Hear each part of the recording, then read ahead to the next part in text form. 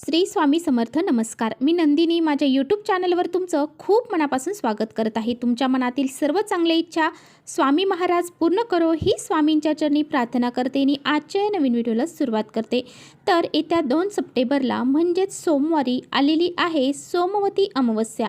या अमावस्येला पिठोरी अमावस्या, दर्श अमावस्या, त्याचबरोबर श्रावणी अमावस्या म्हणून देखील ओळखलं जातं. तर याच दिवशी आलेला आहे श्रावण महिन्यातील शेवटचा सोमवार आणि त्याचबरोबर श्रावणी पोळा देखील या दिवशी आलेला आहे. आणि यामुळे हे सर्व शुभयोग जे आहेत तर ते एकाच दिवशी आल्यामुळं या दिवसाला अनन्यसाधारण महत्त्व हे प्राप्त झालेलं आहे. आता पहा, सोमवती अमावस्या हे का म्हटलं जातं, तर ज्या दिवशी सोमवारी अमावस्या येते तर त्या दिवशी सोमवती अमावस्या असं म्हटलं जातं. तर पहा, यावर्षी तब्बल 71 वर्षानंतर हा जो योग आहे ना तो जुळून आलेला आहे. कारण याच सोमवारच्या दिवशी 5 सोमवार श्रावणी सोमवार हे आलेले आहेत आणि या श्रावण महिन्याची सुरुवात जी आहे तर ती श्रावण महिन्याची सुरुवात सोमवारीच झाली होती आणि शेवट देखील सोमवारीच होत आहे. त्यामुळे हा जो योग आहे ना तो 71 वर्षानंतर जुळून आलेला आहे. या दिवशी मातृदिन देखील आहे. या दिवशी 64 देवींची पिठांच्या रूपामध्ये पूजा केली जाते. म्हणजे पिठाच्या देवी ह्या बनवल्या जातात आणि यांची पूजा केली जाते. आणि या सोमवती अमावस्येच्या दिवशी स्नानाला आणि दानाला विशेष महत्त्व दिलं जातं. या दिवशी जर आपण पवित्र गंगेमध्ये जाऊन स्नान केलं तर आपल्याला जे काही आपण कळत नकळत पापे केलेले आहेत, काही वाईट कर्म केलेले आहेत तर त्यातून आपली मुक्ती होते. त्याचबरोबर पवित्र गंगेमध्ये स्नान केल्यानंतर सूर्यदेवांना अर्घ्य दिलं जातं आणि त्यानंतर काही गरजू व्यक्ती असतात तर त्यांना काही वस्तू ह्या दान केल्या जातात. आणि असं जर दान आपण जर या दिवशी केलं तर आपल्याला 1000 पटीने पुण्य हे प्राप्त होते. परंतु आता सर्वांनाच पवित्र नदीमध्ये जाऊन स्नान करणं शक्य होत नाही.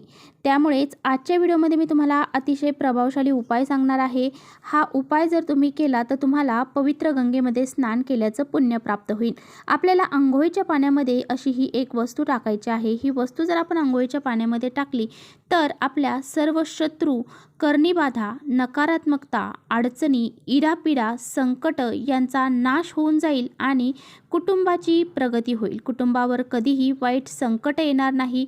घराची, मुलांची, पतीची खूप सारी प्रगती होईल. 7 पिढ्यांचं दारिद्र्य नष्ट होऊन जाईल आणि आपल्या कठीणातील कठीण इच्छा देखील पूर्ण होतील. असा हा अत्यंत प्रभावशाली उपाय कसा करायचा आहे याबद्दलच आजच्या व्हिडिओमध्ये आपण जाणून घेणार आहोत. त्यामुळे तुम्ही कुठे व्हिडिओ स्किप न करता शेवटपर्यंत नक्की बघा, जेणेकरून तुमच्यापर्यंत योग्य ती माहिती पोहोचेल. आपल्या चॅनलवर नवीन असाल तर चॅनलला सबस्क्राईब करा आणि असेच माहितीपूर्ण व्हिडिओ पाहण्यासाठी बेल आयकॉनलाही प्रेस करा. म्हणजे मी जेव्हा नवीन व्हिडिओ अपलोड करेन त्याचं नोटिफिकेशन सर्वात अगोदर तुम्हाला भेटेल आणि तुम्ही एकही व्हिडिओ मिस करणार नाही. त्याचबरोबर तुम्हाला व्हिडिओ हेल्पफुल वाटत असेल तर तुमच्या मित्रपरिवारांसोबत शेअर देखील करा आणि कमेंट्समध्ये ओम नमः शिवाय लिहायला विसरू नका. तर पहा, आजच्या व्हिडिओमध्ये मी तुम्हाला उपाय जो सांगणार आहे तर तो अगदी लहान मुलांपासून ते मोठ्यांपर्यंत सर्वांनी करायचा.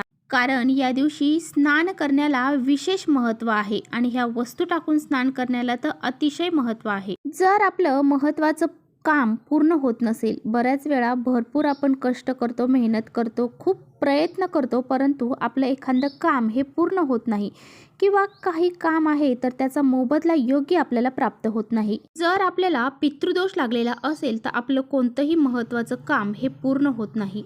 आपली कुठलीही इच्छा हे पूर्ण होत नाही आणि आपल्या कुटुंबावर सतत वाईट संकट, अडचणी ह्या येत असतात आणि आपल्या घरामध्ये सतत दुःख, दारिद्र्य आणि अडचणी असतात.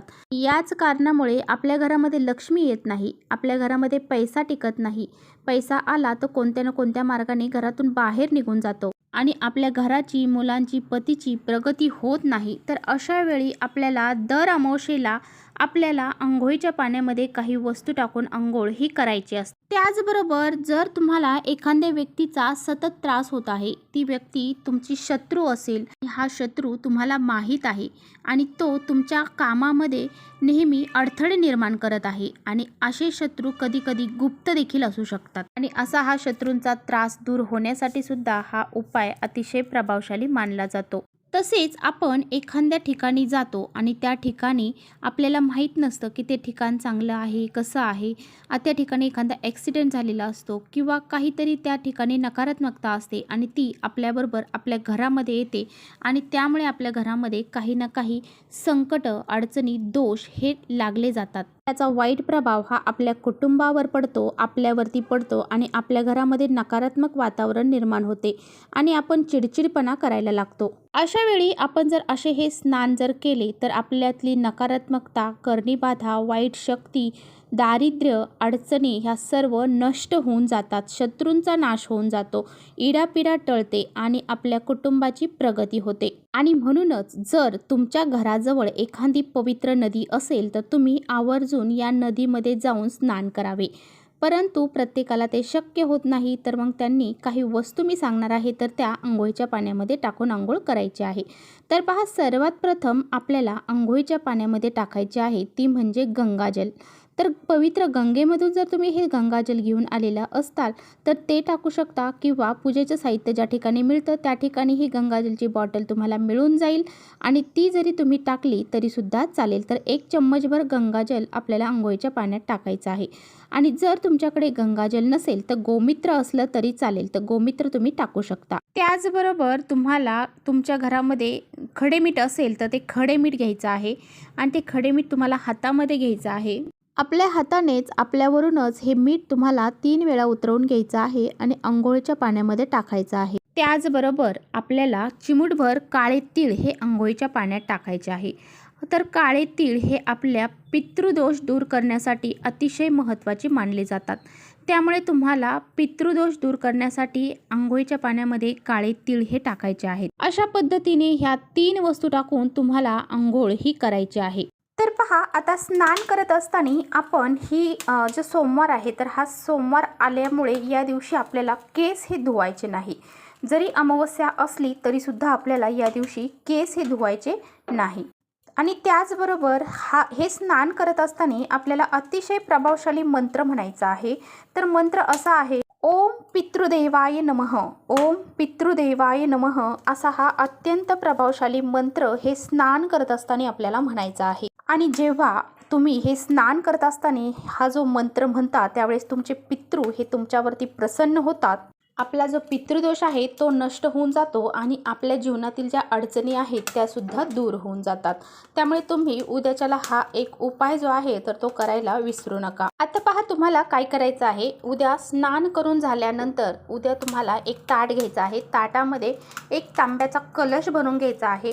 लाल चंदन तुम्हाला घ्यायचं आहे आणि आपल्याला थोड्याशा लाल फुलांच्या पाकळ्या त्या कलशामध्ये टाकायच्या आहेत. लाल चंदन टाकायचं आहे आणि एक दिवा आपल्याला लावून घ्यायचा आहे. आणि आपल्याला काय करायचं आहे तर आपल्याला उद्या सूर्यदेवाला अर्घ द्यायचा आहे. तर पहा, अर्घ देत असताना ते पाणी तुमच्या पायावर पडणार नाही याची काळजी घ्यायची आहे. अर्घ देत असताना तुम्हाला एखादं भांडं खाली ठेवायचं आहे आणि नंतरच सूर्यदेवाला अर्घ द्यायचं आहे, जेणेकरून ते पाणी त्या भांड्यामध्ये पडेल. आणि उद्या तुम्हाला ओम सूर्यदेवताय नमः किंवा आदित्याय नमः असं म्हणत हे जे अर्घ आहे तर ते सूर्यदेवाला द्यायचं आहे. त्यानंतर जे पाणी तुम्हाला त्या भांड्यामध्ये पडेल ते पाणी तुम्हाला एखाद्या झाडाला घालून द्यायचं आहे. आणि तुमच्या जीवनातील अडचणी दूर होण्यासाठी सूर्यदेवांना तुम्हाला प्रार्थना करायची आहे. या दिवशी सूर्याला अर्घ देण्याचं खूप सारं महत्त्व हे सांगितलं गेलेलं आहे. अशा पद्धतीने तुम्हाला सूर्यदेवांना अर्घ द्यायचा आहे. त्याचबरोबर तुमच्याच घराजवळ एखादं पिंपळाचं झाड असेल तर त्या पिंपळाच्या झाडाला तिथे जाऊन तुम्हाला एक स्वच्छ कलश भरून पाणी घ्यायचं आहे. त्यामध्ये थोडेसे काळे तीळ टाकायचे आहे, थोडंसं कच्चं दूध त्यामध्ये टाकायचं आहे आणि हे जे पाणी आहे तर गोलाकार पद्धतीने तुम्हाला पिंपळाच्या झाडाला अर्पण करायचं आहे. कारण असं म्हटलं जातं अमावस्येच्या दिवशी पिंपळ वृक्षामध्ये आपले जे पितृ आहेत तर ते वास करतात. त्याचबरोबर भगवान श्री हरी विष्णू माता लक्ष्मी या झाडामध्ये वास करत असतात आणि ते आपले कृपा आशीर्वाद हे आपल्याला देत असतात. त्यामुळे आपल्याला असा हा एक उपाय देखील उद्या करायचा आहे. तर चला इथेच थांबवते माझा व्हिडिओ तुम्हाला थोडा जरी आवडला असेल तर नक्की लाईक करा. चॅनलवर नवीन असाल तर चॅनलला सबस्क्राईब करा. परत भेटूया अशा छानशा व्हिडिओसोबत. तोपर्यंत श्री स्वामी समर्थ.